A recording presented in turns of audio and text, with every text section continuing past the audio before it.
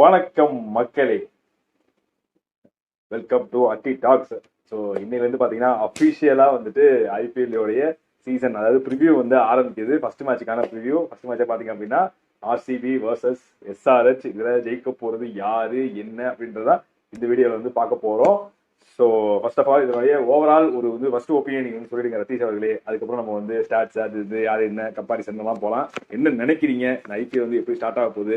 Run ஃபர்ஸ்ட்டாக இருக்க போதா இல்லை வந்து கம்மி ஸ்கோரை வச்சுட்டு திணற போகிறாங்களா, என்ன ஏது சார்? இது இப்ப இருக்கிற ஃபுல் சீசன், போன சீசனும் எடுத்துக்கோங்க, T20 வேர்ல்டு கப்பும் எடுத்துக்கோங்க, இப்போ நடக்க போற ஐபிஎல் சீசன் எடுத்துக்கோங்க, ஃபுல்லாவே ரன் ஃபெஸ்டா தான் இருக்குது. யாருமே இந்த லோ ஸ்கோரிங், இந்த ஏக்னா ஸ்டேடியம்னு ஒண்ணு இருக்கும் பாருங்க லக்னோவில், அங்க மட்டும்தான் இந்த லோ ஸ்கோரை டிஃபெண்ட் பண்ற வேலையெல்லாம் நடந்துட்டு இருந்தது. அதுவும் இப்ப எப்படி இருக்குன்னு தெரியல. இப்பயும் டமால் டுமில் பிச்சை மாத்திட்டாங்கன்னு தெரியல. அது ஒண்ணுதான் உருப்படியே இருந்தது.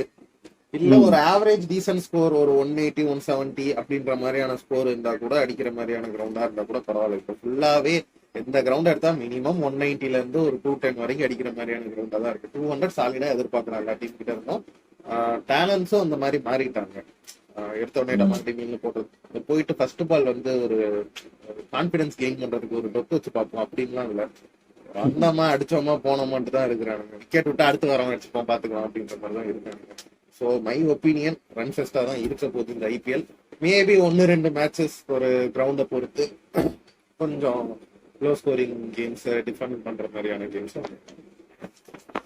ஆக்சுவலா T20 வேர்ல்டு கப்ல பார்த்தா ஓரளவுக்கு பேலன்ஸ் இருந்துச்சு தான் எனக்கு தோணுச்சு. அதாவது பவுலிங்க்கு ஹெல்ப் பண்ற மாதிரி இருந்துச்சு. ரொம்ப எல்லாமே பாட்டா பிச்சா இல்லாம ஓரளவுக்கு கொஞ்சம் ஐசிசி நல்லா பண்ணியிருந்தாங்க.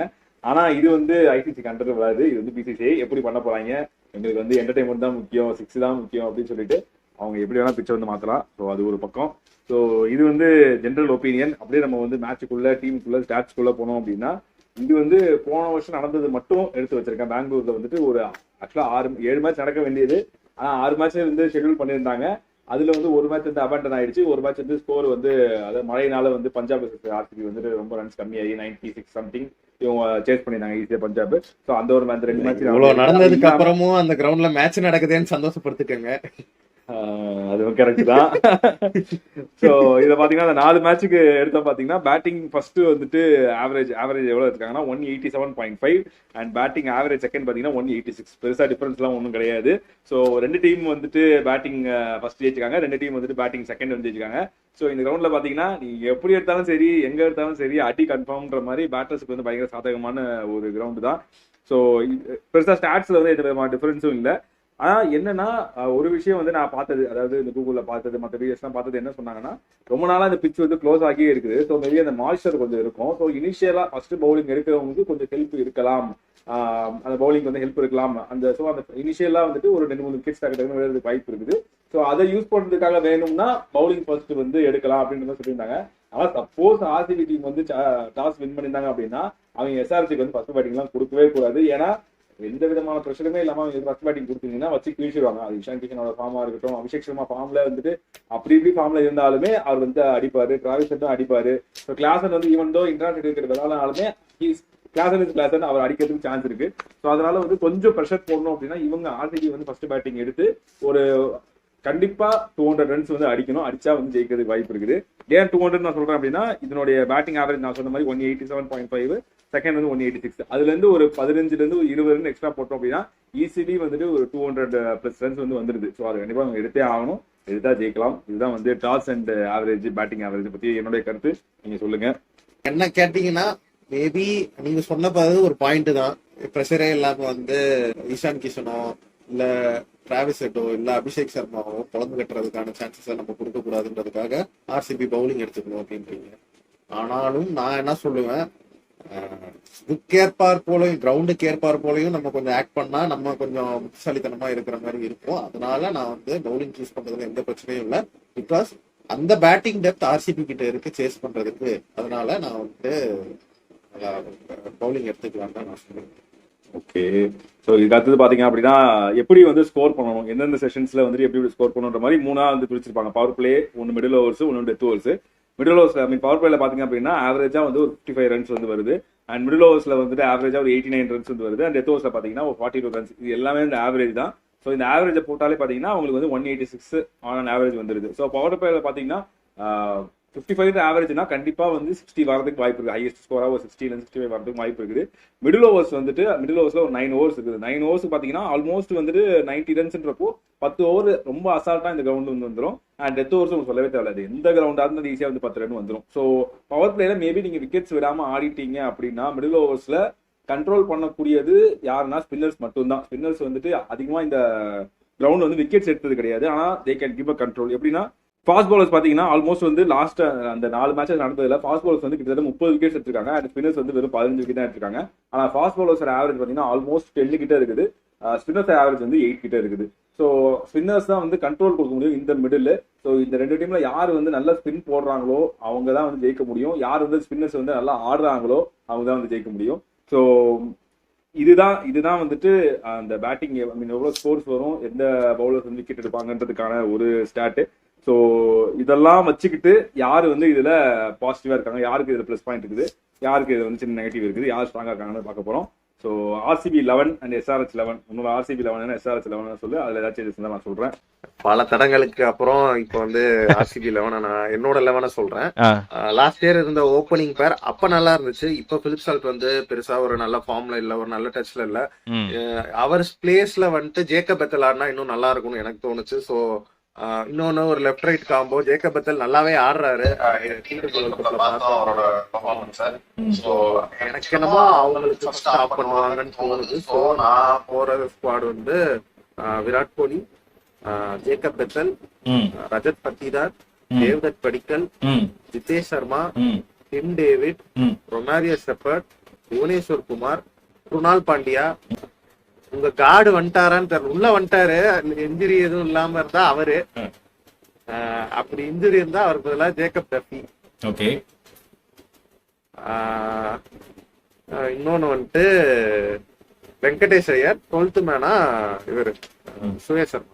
RCB 11 நான் எப்படி வச்சிருந்தேன் அப்படின்னா ஆக்சுவலா 2 டைப் ஆஃப் போவான்னு தோணுது. ஒன்னு வந்து லைக் போன இது வந்து இதுவும் சேஞ்ச் பண்ண வேணாம், போன வருஷம் இன்னிங் காம்பினேஷன் சேஞ்ச் பண்ண வேணாம் அப்படின்னா சால்ட் அண்ட் கோலி இவங்க 2 பேர் தான் வந்து ஆரம்பிக்க போறாங்க. இனிஷியலா எனக்கு வந்து சால்ட்டுக்கு வந்து சான்ஸ் கொடுப்பாங்கன்னு நினைக்கிறேன். எடுத்த உடனே வந்துட்டு மேபி வேர்ல்ட் கப் ஃபார்ம் பார்த்துட்டு ட்ராப் பண்ண மாட்டாங்கன்னு நினைக்கிறேன். ஸோ இது 2 காம்பினேஷன் நல்லா ஒர்க் அவுட் ஆயிருக்கு. ஸோ சால்ட் அண்ட் கோலி. 3வது வந்துட்டு படிக்கல் பேய் ஃபார்ம்ல இருக்காரு. டொமஸ்டிக்ல வந்து பயங்கரமா அடிச்சு நொறுக்கிட்டு இருக்காரு. ஸோ அதனால ஃபர்ஸ்ட் வந்து படிக்கல் சான்ஸ் கொடுப்பாங்க. அதுக்கப்புறம் Patidar captain, Tim David, Krunal Pandya, Jitesh, Romario, புவி, எஸ் தயாலுக்கு போல மங்கேஷ் யாதவ், அப்புறம் ஜேக்கப் டஃபி, அப்புறம் இம்பாக்ட் பிளேயரா வந்து சுயாஷ். ஸோ இதுல பார்த்தேன் அப்படின்னா மேபி அவங்க ஜேக்கப் பெத்தல் ஆடியே ஆகணும் அப்படின்னு நினைச்சா எனக்கு தெரிஞ்சு கண்டிப்பா படிக்கலுக்கு பதிலாக தான் வந்து ஆகணும். ஸோ படிக்கிறதுக்கு பதிலாக பெத்தல் அண்ட் இந்த பக்கம் வந்து டஃபிக்கு பதிலாக ரசிக் தான். ஸோ இந்த மாதிரி தான் வந்து காம்பினேஷன் வந்து மாறும். எனக்கு தெரிஞ்சு ஃபர்ஸ்ட் காம்பினேஷன் பெஸ்ட் ஆல்ரவுண்டர் இந்த டீம் வெங்கடேஷ் ஐயரை நீங்க டிராப் பண்ணுவீங்களா? பெஸ்ட் ஆல்ரவுண்டர் டீம் அவனே வந்து படிக்கலுக்கு பேக்கப் தான் இருக்க போறான். அவன் எங்க வரப்போறான் எப்படிதான் 11ல வந்துட்டு ஆடுவார் பாருங்க. ஆடினா படிக்கிறது பதிலாக ஆடணும். ஆனா எனக்கு தெரிஞ்சு படிக்கல் வெங்கடேஷ் ஐயரை விட படிக்கல் வந்து நல்ல ஃபார்ம்ல இருக்காரு. மங்கேஷ் யாதவ் ஆட மாட்டாரு, அதுக்கு பதிலா வெங்கடேஷ் ஐயர். இது என்னோட இல்ல அந்த மங்கேஷ் யாதவ் ஆக்சுவலா இன்ட்ரோடியூஸ் பண்ண ஒவ்வொருத்தருக்கும் இன்ட்ரோ போடுவாங்கல்ல, அதுல வந்து ஹியர்ஸ் யுவர் நம்பர் 11 போட்டு மங்கேஷ் யாதவ் வீடியோ போட்டாங்க. ஸோ அதனால அந்த ஆக்ஷன் வீடியோஸ்லயும் வந்து தினேஷ் கார்த்திக் பேசினப்போ மங்கேஷ் யாதவ் வந்து டீம் குள்ள இருக்கணும்ன்ற மாதிரி பேசிட்டு இருந்தாங்க. ஸோ எனக்கு தெரிஞ்சு அப்படியே எஸ் தயாலுக்கு பதிலாக அப்படியே அந்த left arm seamer Mangesh Yadav வரணும், வந்தே ஆகணும். ஏன்னா இல்லைன்னா வந்துட்டு புவி கூட போடுறதுக்கு இன்னொரு பேஸ் போலர் வந்து யாருமே இருக்க மாட்டாங்க. மேபி ஒரு டஃபியே நம்ப முடியாது. இன்னொரு பக்கம் வந்து ரொமாரியோ ஷெப்பர்ட் இவர் தான் வந்து இருக்காரு. ஸோ அதனால எனக்கு தெரிஞ்சு மங்கேஷ் யாதவ் போவாங்கன்னு நினைக்கிறேன். ஸோ இதுதான் வந்து என்னுடைய பிளேயிங் 11 ஃபார் RCB. இன்னொரு பக்கம் RCBலே இவ்வளவு குழப்பம் இருக்கு அப்படின்னா SRH அதுக்கு மேல வந்து குழப்பம் இருக்கும். SRH உன்னோட 11 12 என்ன எடுத்துச்சு? எந்த வந்து ஓப்பனிங் அஸ் யூஸ்வல் டைனமிக் டூயோ போன வருஷம் படுத்துருச்சு. அந்த டூயோ வந்து Abhishek Sharma, Travis set, 1 down Ishan Kishan, 2 down வந்து லிவிங்ஸ்டன் வருவார்னு தோணுது எனக்கு. Livingstone, Henrik Klaasen, Nitish Kumar Reddy, அனிகத் Verma வந்து இதா வருவார்னு நினைக்கிறேன். ஹர்ஷல் பட்டேல், ஜெய்தேவ் உனத்கர். பவுலர்ஸ் தான் அவனுக்கு யார எடுத்துட்டு போவானுங்கன்னு தெரியல. எவனுமே இல்ல. பிரைடன் காஸ், ஸ்ரீஷாந்த் அன்சாரி, அப்புறம் ஹர்ஷ் தூபே. ஆமா, இந்த 2 பேர் தான் உள்ள வந்து ஆவணும். இல்லன்னா சிவமாவிய வச்சு போடுவானுங்க. அவ்வளவுதான். பவுலிங் இவனுக்கிட்ட இதா இருக்கு, டவுனா இருக்குது. ஆமா, எனக்கும் கிட்டத்தட்ட வந்து சேம் 12 தான். அபிஷேக், ஹெட், இஷான். எனக்கு தெரிஞ்சு நம்பர் 4ல கண்டிப்பா கிளாஸ் வருவாரு. ஏன்னா வந்து லிவிங்ஸ்டன் இறக்காம 4 கிளாஸ் இறக்குறேன் அப்படின்னா லிவிங்ஸ்டன் எப்படியும் ஆட போறது மிஞ்சி மிஞ்சி 10 பால், அந்த 10 பால் எண்ணில் கிடைச்சா இன்னும் சூப்பர். ஏன்னா மிடில் இறக்கிட்டாங்க அப்படின்னா ஸ்பின்னர்ஸ் போடுவாங்க. ஸ்பின்னர்ஸ்ல வந்து இப்போ சப்போஸ் ஒரு சுரேஷ் சர்மா மாதிரி வந்துட்டு லெக் ஸ்பின் போட்டாங்கன்னா கண்டிப்பா லிவிங்ஸ்டன் வந்து கேஸ். ஸோ அப்படி இருக்கிறப்போ எண்டில் ஆட விட்டாங்க அப்படின்னா 10 பால் கிடைச்சாலுமே பேசர்ஸ்க்கு ஆப்போசிட்டா கிடைக்கும். அந்த 10 பால்ல ஒரு 3 6 அடிச்சாலுமே லிவிங்ஸ்டனுக்கு ப்ளஸ் பாயிண்ட் தான். ஸோ அதனால Klaasen number 4, NKR number 5, Aniket Varma அப்படி இல்லைன்னா சலிலா வர்மா. அனிகேத் வர்மா போன டைம் சூப்பரா ஆடி கொடுத்தாரு. அதுக்கு ஒரு என்கரேஜ்மெண்ட் கொடுக்கணும், திரும்ப அதுக்கு ஒரு அவார்ட் கொடுக்கணும், ரிவார்ட் கொடுக்கணும் அப்படின்னா எனக்கு தெரிஞ்சு அனிகேத் வர்மா திரும்ப ஆடி ஆகணும். ஆனா சலிலா ரோரா வந்து பயங்கரமா இன்வெஸ்ட் பண்ணி எடுத்துருக்காங்க. மேபி அந்த மாதிரி போனாங்கன்னா சலிலா ரோரா. அடுத்தது வந்து லிவிங்ஸ்டன், அதுக்கப்புறம் ஹர்ஷல் பட்டேல், ஜீஷான் அன்சாரி, எய்தர் சிவா மாவி, 6 உனத்கட், 6 ஓம்கார் தர்மாலி. இந்த 3 பேர்ல யாராவது ஒருத்தர் ஆடுவாங்க. நீ சொன்ன அந்த ஃபாரின் ஸ்பாட் பவுலர்ல வந்து எனக்கு வந்து இஷான் மலிங்கா நான் போன டைம் வந்து ஓரளவு நல்லா போட்டிருந்தாரு. ஸோ இஷான் மலிங்கா, இம்பாக்ட் பிளேயரா வந்து ஹர்ஷ் தூபே. ஸோ இதுதான் வந்து என்னோட 12 இருக்கும்னு நினைக்கிறேன். சோ இவங்க எப்படி போக போறாங்கன்றது எனக்கு தெரியல. பிரையன் காஸ்ட் வர அந்த உங்களுக்கு ஒரு அதிர்ச்சின் கமிட்மெண்ட்ஸ் வந்து ஆட போறாரு. எப்படி வேணா ஆடலாம். அது எனக்கு வந்து இந்த 12 கொஞ்சம் ஓரளவுக்கு பரவாயில்லன்ற மாதிரி இருக்குது. பட் ஸ்டில் பவுலிங் வந்து மோசமா தான் இருக்குது. பட் நம்ம அதை வந்து பேசுவோம். சோ இதெல்லாம் தான் வந்து 12ன்ற மாதிரி எனக்கு தோணுது. இதுல நம்ம கம்பாரிசன் நம்ம ஆல்ரெடி சொன்ன மாதிரி ஓப்பனிங்ல ஓரளவுக்கு கொஞ்சம் வந்து ஒரு 55 ரன்ஸ் அடிச்சு கொடுக்கணும். மிடில் ஓவர்ஸ்ல கொஞ்சம் ஸ்பின்னர்ஸ் வந்து பார்த்து ஆடணும். அண்ட் வந்துட்டு எண்ட்ல வந்துட்டு நல்லா அடிச்சு கொடுத்தாங்க. அப்படியே பவுலிங் வந்தீங்கன்னா ஓப்பனிங்ல வந்து முடிஞ்ச அளவுக்கு வந்து விக்கெட் எடுக்கணும். மிடில் ஓவர்ஸ்ல ஸ்பின்னர்ஸ் வச்சு முடிஞ்ச அளவுக்கு கண்ட்ரோல் கொடுக்கணும். அண்ட் எண்ட்ல டெத்ல வந்துட்டு ஓரளவுக்கு நல்லா போடணும். ரன்ஸ் வந்து பயங்கரமா கண்ட்ரோல் பண்ண முடியாது. மிடில் மட்டும் தான் ஓரளவுக்கு விக்கெட்ஸ் எடுத்து கண்ட்ரோல் பண்ணலாம், இல்ல வந்து எக்கனாமிக்கலா போட்டு கண்ட்ரோல் பண்ணலாம். சோ இதெல்லாம் வச்சு எந்த டீம் வந்து ஸ்ட்ராங்கா இருக்குன்னு பார்க்கலாம். ஃபர்ஸ்ட் அந்த ஒரு ஓப்பனிங் டாப் 3, அந்த டாப் 3ல வந்துட்டு 2 டீம்ல யார் வந்து ஸ்ட்ராங்கா இருக்காங்க. இந்த பக்கம் Salt, Kohli and Padikkal or Bethell. இன்னொரு பக்கம் வந்து Travis Head, Abhishek Sharma and Ishan Kishan. இந்த 3 பேர் வந்து யாரு சொல்லுங்க, நீங்களே சொல்லிருங்க. அன்டவுட்லி சொல்லுங்க. எஸ்ஆர்எஸ் தான் பாரு. இல்ல ரெண்டு பேர் நல்லாவே ஃபார்ம்ல இருக்காங்க. ஈவன் ஹெட்டே வந்து அபிஷேக் சர்மா அப்படி இப்படி இருந்தாலுமே ஒரு 10 பால் பார்த்து ஆட்டானா. ஏன் அபிஷேக் சர்மா வந்து நல்லா அடிப்பான்னு சொல்றேன் அப்படின்னா, இந்த பக்கம் வந்து அபிஷேக் சர்மா இருக்கிற மிகப்பெரிய பிரச்சனையே அபிஷேக் சர்மாவும் சரி இஷான் கிஷனும் சரி ஒரு ஆஃப் ஸ்பின்னர் தான். இந்த பக்கம் பேருக்கு கூட ஒரு ஓவர் தள்ளுறதுக்கு வந்து ஆஃப் ஸ்பின்னர் யாருமே கிடையாது. இந்த பக்கம் குணால் பாண்டியாவும் சரி ஸ்ரீயா சர்மாவும் சரி லெஃப்ட் ஆர்ம் ஸ்பின்னர், இந்த பக்கம் லெக் ஸ்பின்னர். சோ அவங்க வந்து பெருசா இவங்க 2 பேரும் டிராவல் பண்ண மாட்டாங்களோ, அந்த இடத்துல ஆர்சிபிக்கு வீக்னஸ் இருக்கும்னு தோணுது. அதனால இந்த 3 பேரும் வந்துட்டு சூப்பரா ஆடுவாங்கன்னு தோணுது. இந்த பக்கம் சால்ட் வந்து பெருசா ஃபார்ம்ல இல்ல, படிக்கலன் கோலி மட்டும் தான். சோ அதனால ஓப்பனிங் எனக்கு தெரிஞ்சு இந்த டாப் 3ல வந்துட்டு எனக்கு தெரிஞ்சு எஸ்ஆர்எச் வந்து எட்ஜ் இருக்குன்னு எனக்கு தோணுது. அப்படியே இந்த சைடு வந்தோம்னா டாப் மட்டும் தாண்டா உங்க எட்ஜ், மத்த எல்லாமே நாங்க தான்டான்ற அளவுக்கு ஆர்சிபி டீம் நல்லா இருக்குது இவனுங்களை கம்பேர் பண்ணும்போது. சொல்லுங்க, அடுத்து மிடில் ஆர்டர். மிடில் ஆர்டர் பாத்தீங்கன்னா இந்த பக்கம் Rajat Patidar, Tim David, Krunal Pandya, Jitesh, Romario, இந்த 5 பேட்டர்ஸ் இருக்காங்க. இந்த பக்கம் அப்படியே வந்தீங்கன்னா Klaasen, NKR, Aniket, Salil Arora, Livingstone, Harshal Patel. So பேரை படிக்கிறப்பே 2 பேர் வரைக்கும் நல்லா இருந்துச்சு. அப்படியே அடிக்கிட்டு பழனி படிக்கிட்டு மாதிரி அடிக்கிட்டே போறானுங்க. சோ எனக்கு தெரிஞ்சு இது இன்னும் ஆர்சிபிக்கு வந்து ஒரு பிளஸ் பாயிண்ட் என்ன அப்படின்னா, நான் சொன்ன மாதிரி மிடில் ஓவர்ஸ் ஸ்பின்னர் யார் நல்லா ஆடுறாங்களோ அவங்க வந்து கொஞ்சம் ஜெயிக்கிறது சான்ஸ் சொன்ன மாதிரி பட்டிதார் ஸ்பின்னர் சூப்பரா ஆடுவான், டிம் டேவிட் ஸ்பின்னர் ஆடுவான், ஜிதேஷ் சர்மாவும் ஸ்பின்னர் நல்லா ஆடுவான். Even Romario Shepherd and Kunal Pandya விட்டுறலாம். இந்த 3 பேர் நல்லா வந்து ஸ்பின் ஆடுவாங்க. சோ அதனால எனக்கு தெரிஞ்சு இன்னும் ஒரு நல்ல அட்வான்டேஜ் இருக்கு. இந்த பக்கம் வந்து ஜீஷான் அன்சாரி அண்ட் உங்களுக்கு ஹர்ஷ் தூபே, இந்த 2 பேர் தான் வந்து ஸ்பின் போட முடியும். இவங்க 2 பேரும் எந்த அளவுக்கு பயங்கரமா கண்ட்ரோல் கொடுக்க போறாங்க, எந்த அளவுக்கு விக்கெட்ஸ் எடுக்க போறாங்கன்னு தெரியல. போன டைம் வந்து சுரேஷ் சர்மா ரன்ஸ் நிறைய லீட் பண்ணாரு, ஹர்ஷ் தூபே நல்லா போட்டாரு, ஜீஷான் அன்சாரி வந்து நிறைய வந்து லீட் பண்ணாரு. போன டைம் வந்து சுரேஷ் சர்மா அன்எக்ஸ்பெக்டட்லி நிறைய விக்கெட்ஸ் எடுக்கலன்னா கூட கண்ட்ரோல் குணால் பாண்டியா கூட சேர்ந்து கண்ட்ரோல் கொடுத்தாரு. குணால் பாண்டியா நினைச்சா பவுன்சர் போடலாம், நினைச்சா 110 120 போடலாம், அந்த மாதிரி ஒரு விக்கெட் எடுத்து கொடுக்கறத கண்ட்ரோலா கொடுப்பாரு. சோ இந்த ஸ்பின்னர்ஸை கம்பேர் பண்றப்போ இந்த ஸ்பின்னர்ஸ் நல்லா இருக்காங்க. அண்ட் ஸ்பின் ஹிட்டர்ஸுமே வந்து ஆர்சிபிக்கு வந்து மிடில் ஓவர்ஸ்ல நல்லா இருக்காங்கன்னு எனக்கு தோணுது. அதனால மிடில் ஓவர்ஸ்ல எனக்கு தெரிஞ்ச ஆர்சிபி நல்லா ஆடுவாங்க. கரெக்ட் தான். ஏன்னா பேட்டிங் டெப்த் பார்த்தாலுமே ஆர்சிபி வந்து ஏன் 11 படி வெங்கடேஷ் ஐயர் வரைக்கும் ஆடுவாங்க. வெங்கடேஷ் ஐயரை இவங்க கடைசியில தான் ஆட வைக்க முடியாது. ஏன்னா முன்னாடி எல்லாருமே கட் மாதிரி நிக்கிறானுங்க. Hard hitters Tim David, Romario Shepherd 2 பேர் இருக்கிறாங்க. So absolute edge goes to RCB.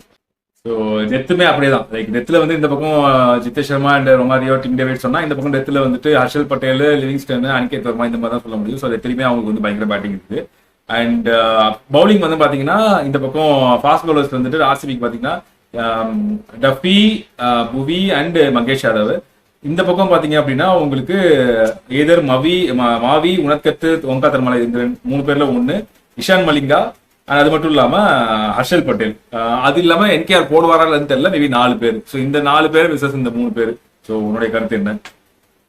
சொல்லும் போதே தெரிய வேணாம், உங்க காடி இல்லாமலையும் அந்த டீம் வந்து நல்லா போடுற அளவுக்கு தான் அந்த பவுலிங் செட்டப் இருக்கு கம்பேர் டு சன்ரைசர்ஸ். ஸோ எனக்கு இந்த எதுவுமே நான் வந்து ஆர்சிபி சைடு தான் கொடுப்பேன். ஏன்னா பெருசா சொல்லிக்கிற மாதிரியான ஒரு பவுலிங் லைன் இப்ப பேட் கமின்ஸ் இருக்கிறாரு, கூட வந்துட்டு இன்னொரு நல்ல ஒரு ஃபாஸ்ட் பவுலர் இருக்கிறாங்க அப்படின்னா நான் வந்து கண்டிப்பா எஸ்ஆர்எச் சைடு கொடுத்துருப்பேன். ஒரு காலத்துல SRH only known for bowling, அப்படி இருந்த ஒரு பவுலிங் லைன் அப்ப இப்ப பவுலிங் எவன்டா இருக்கீங்க வந்து போட்டு கொடுக்குறான்ற அளவுக்கு கொஞ்சம் தரம் தாழ்ந்து இருக்கிற மாதிரி எனக்கு ஃபீல் ஆகுது. ஸோ டெஃபினட்டா இந்த இது பவுலிங் எது போறது வந்து ஆர்சிபி சைடு. அதே மாதிரி இப்போ ஓப்பனிங்லயும் போடணும், டெத்லயும் போடணுன்றப்போ புவியால ஓப்பனிங் அண்ட் டெத்ல போட முடியும். மகேஷ் யாதவ் ஐ திங்க் இப்போ எல்லாரும் சொல்றத வச்சு பாக்குறப்போ டெத்ல நல்லா போடுவாரு, யாக்கஸ் நல்லா நெயில் பண்ணுவாருன்ற மாதிரி சொல்றாங்க. ரொமாரேஷ் பட் வந்துட்டு ஓப்பனிங்ல வந்துட்டு நல்லா போட்டு கொடுப்பாரு. ஐ மீன் ஓப்பனிங்லேயே போட ஆரம்பிச்சிட்டாரு, நல்லா போடுறாரு இல்லையோ ஓப்பனிங்ல போட ஆரம்பிச்சிட்டாரு. மிடில் ஓவர்ஸ்ல வந்து 1-2 ஓவர் தள்ள முடியும். ஸோ இந்த மாதிரி இருக்கிறப்போ அவங்களுக்கு வந்து கொஞ்சம் வெரைட்டி இருக்க மாதிரி தெரியுது. இந்த பக்கம் வந்துட்டு இன்னும் ஹர்ஷல் பட்டேல தான் நம்பி போறாங்களா, திரும்பவும் அவரால் அந்த மேட்சுக்கு கொண்டு வர முடியுமா, அந்த ஒரு பர்பிள் கேப்பை நோக்கி போக முடியுமான்றது டவுட். இஷான் மலிங்கா நல்லா போறாரு, அவரை நான் கண்டிப்பா நம்புறேன். இன்னொரு பக்கம் சிவமாவியோ உனத்தட்டோ உமக்கா தர்மாலோ எப்படி போடப்பாங்கன்னு தெரியல, என்கேஆர் எப்படி போடப்பாங்கன்னு தெரியல. எல்லாமே ஒரு மிகப்பெரிய கொஸ்டின் மார்க் மாதிரி இருக்குது. ஸோ மேபி 1-2 மேட்ச் பார்த்தோம் அப்படின்னா அவங்க பவுலிங் செட் ஆகுதா இல்லையான்றது தெரியும். பட் இப்போதைக்கு ஒரு கொஸ்டின் மார்க்காக தான் இருக்குது. ஸ்பின் பவுலர்ஸ்ல பாத்தீங்க அப்படின்னா ஆல்ரெடி நான் சொன்ன மாதிரி தான் ஃபர்ஸ்ட் டூபே அண்ட் ஜிஷான் சார் இந்த பக்கம், குணால் பாண்டியா அண்ட் சுரேஷ் சர்மா, இந்த ரெண்டும் வந்து ஒர்க் அவுட் ஆயிடுச்சு. குணால் அண்ட் சுரேஷ் வந்து ஒர்க் அவுட் ஆயிடுச்சு. ஸோ ஐ திங்க் அந்த மொமெண்டம் வந்து அப்படியே கண்டினியூ பண்ணுவாங்கன்னு எனக்கு தோணுது. ஸோ ஐ திங்க் இதுலயும் வந்து ஸ்லைட் ஏஜ், இதுல மிகப்பெரிய ஏஜ் சொல்றதை விட ஸ்லைட் ஏஜ் எனக்கு தெரிஞ்சு ஆர்சிபிக்கு இருக்குன்னு தோணுது. ஸோ இதுல பாத்தீங்க அப்படின்னா ஓவராலா 4 செக்ஷன் பார்த்தோம், 5 செக்ஷன். 5 செக்ஷன்ல பாத்தீங்கன்னா ஓப்பனிங்ல batting, middle order batting, death batting, fast bowling, spin bowling, 5ல வந்துட்டு 4 வந்து 4 வந்து ஆர்சிபிக்கு போகுது, 1 வந்து எஸ்ஆர்எச்சுக்கு போகுது. பட் இது என்ன, இது வந்து எட்ஜ் வைஸ் ஸ்டாட்ஸ் வைஸ் பாக்குறோம். பட் வந்து எஸ்ஆர்எச்சுக்கு இருக்க மிகப்பெரிய அவங்க ஜெயிக்கணும் அப்படின்னா பியூரா அவங்க பேட்டிங் வச்சா ஜெயிக்க முடியும். அதுலயும் அந்த டாப்ல இருக்க 4 பேருக்கு 2 பேருக்கு மாட்டியே ஆகணும். 200 பிளஸ் கிடையாது, 230 240 அடிச்சால் ஆர்சிபி வந்து கண்ட்ரோல் பண்ண முடியும். இந்த பவுலிங் எஸ்ஆர்எச்சோட பவுலிங்கை வச்சுக்கிட்டு SRH May surprise with ஓம்கா தர்மாலே, R Shivam Mavi அவங்களோட ஃபார்ம் திரும்ப அவங்க நல்லா போட ஆரம்பிச்சு அவங்க சர்ப்ரைஸ் பண்ணலாம். ஆனா இது எல்லாமே மே தான் இருக்கு. மற்றபடி இவங்க எல்லாருமே ஆர்சிபி சைட்ல இருந்து ஓரளவுக்கு நல்லாவே போட்டுட்டு இருக்காங்க. கொஸ்டின் மார்க் வந்து maybe Mangesh Yadav or Duffy வந்து அவருடைய வேர்ல்ட் கப் ஃபார்ம் வந்து கொஞ்சம் மோசமா இருக்குது. ஸோ அவர் ரசிகதார் எப்படி இருக்க போறாருன்னு தெரியல.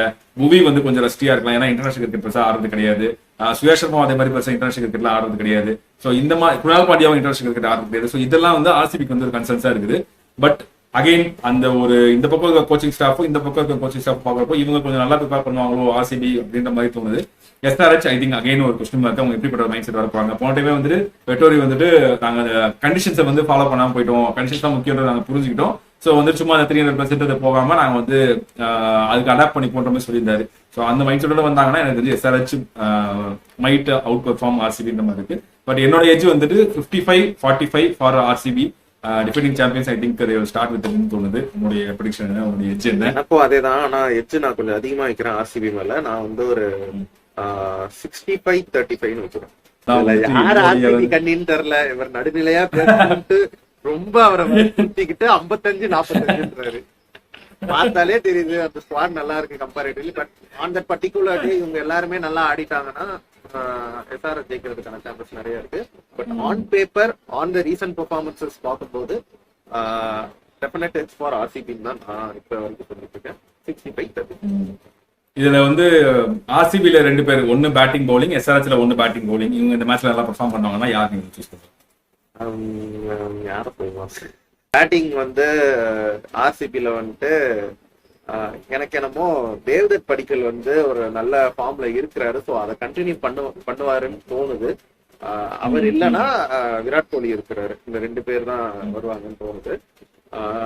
பவுலிங் வந்துட்டு எனக்கு என்னமோ ஒரு தாட் இருக்கு, சுயேஷ் சர்மா நல்லா போட்டு தந்துருவாரு அப்படின்ட்டு.